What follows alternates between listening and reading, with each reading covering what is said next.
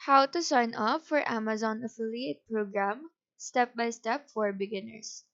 So go search for Amazon affiliates in your browser, then go to the affiliate-program.amazon.com website.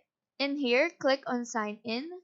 It should bring you to the page where they ask you to fill in your information like address, name, and phone number. Just fill this in with your information, then hit next.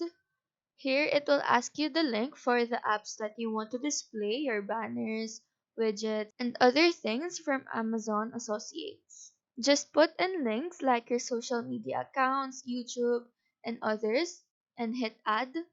Once you're finished, just click on next.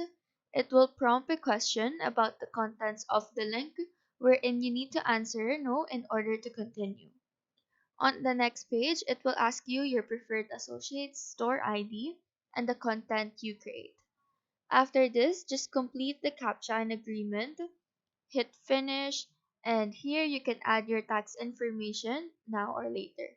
So that is how to sign up for Amazon affiliate program step by step for beginners.